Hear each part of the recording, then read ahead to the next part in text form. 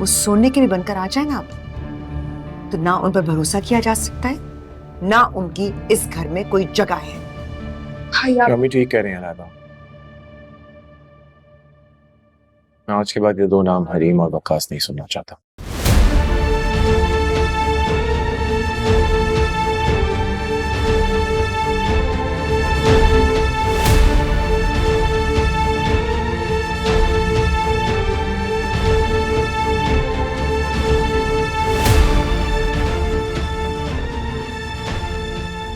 सुन लिया? भाई की बात समझ में आ गई? मेरी तो नहीं आती ना तुम्हें।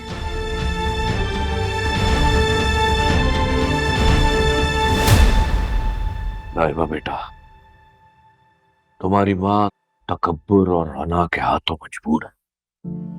और बेटा ये जो तकब्बुर और अना है ना, ये पत्थरों को सजदा करने पे मजबूर तो कर देती है, लेकिन खुदा को सजदा नहीं करने देती।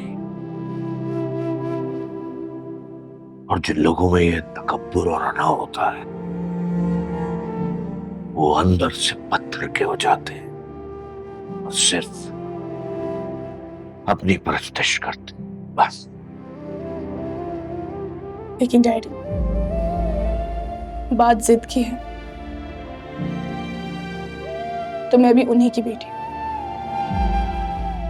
अब मैं मम्मी की जिद और अना के आगे नहीं झुकूंगी। बेटा, वकास से तुम्हारा कोई राब्ता हुआ?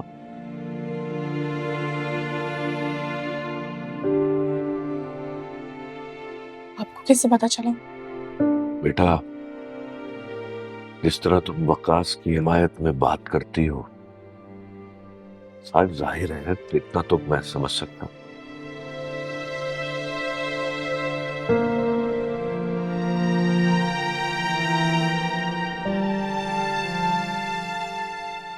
आपने मम्मी का रवैया देखा, वो कभी नहीं मानेंगे। लाइबा बेटा, तुम सिर्फ अपने दिल की सुनो,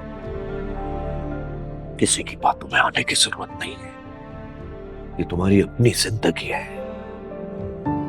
अगर तुम अपनी मां के चक्कर में रही ना, तो देख लेना, एक एक करके सारी औलादें इससे नफरत करने लगेगी।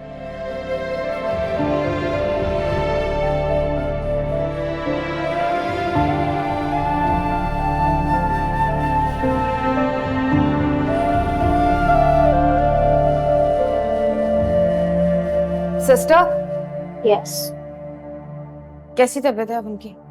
अभी उन्हें ट्रैंकुलाइजर्स पे रखा हुआ है। टांग कटने की तकलीफ भी और सदमा भी। बहुत अजियत में है अभी वो फिलहाल।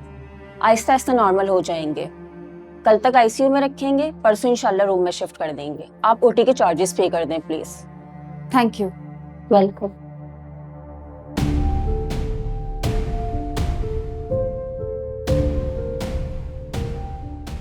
मेरी जिंदगी खराब करती इस मनहूस आदमी ने। चार्जेस कौन पे करेगा?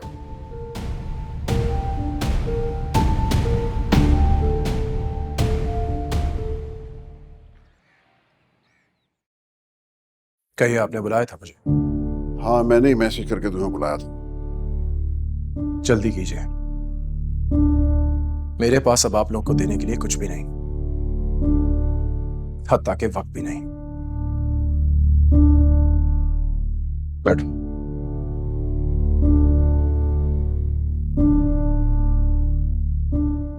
मुझे तुमसे कुछ नहीं चाहिए फाइज, सिवाय हरीम के खुला के हक के,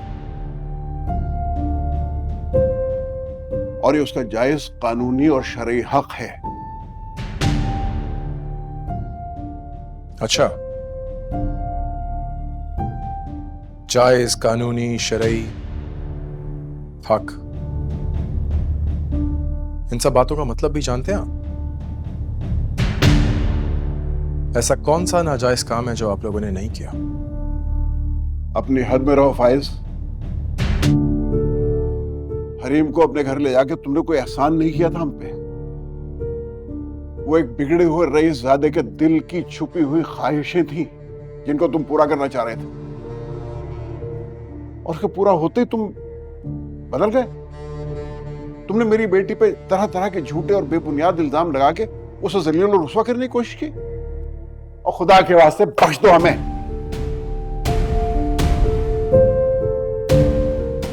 मैंने अहमकों की दुनिया में रहना छोड़ दिया है। मैं वो फाइज नहीं रहा जो मोहब्बत के सिक्कों के एवज बेमोल बिकता था। आपकी बेटी एक कातिल है। उसके हाथ में कोई खंजर तलवार नहीं है, लेकिन ऐसा घायल किया है उसने मुझे कि ना जी सकता हूं ना मर सकता हूं।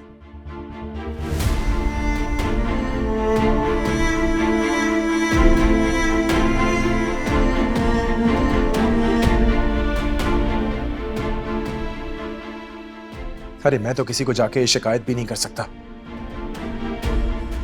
कि इस जहर को मैंने खुद पिया था बेहयात समझ के।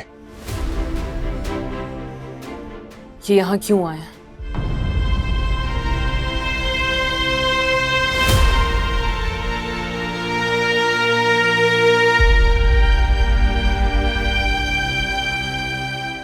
मैं ये बताने आया हूं कि इतनी आसानी से तुम्हें आजादी नहीं मिलेगी जब तक तुम अपने एक एक जुर्म का एतराफ ना कर लो।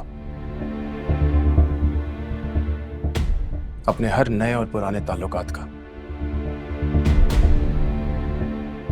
अपनी लालच का, अपनी हवस का, मेरे इर्द गिर्द बुने जाल के एक एक तार का जब तक तुम एतराफ नहीं कर लेती तुम्हें आजादी नहीं मिलेगी। और फिर मैं तुम्हें बगैर कुछ कहे आजाद कर दूंगा, लेकिन उसके लिए तुम्हें मेरी आंखों में आंखें डाल के एतराफ करना होगा। तुम्हें तो मैं आजमा चुका, मुझे खुद को आजमाना है कि और कितनी हिम्मत और हौसला बाकी है मुझ में। और जब तुम्हारे अंदर इतनी हिम्मत आ जाए तो आ जाना अपनी आजादी का परवाना लेने। मैं तुम्हें आजाद कर दूंगा, ये समझ के कि एक एहसान हो सही।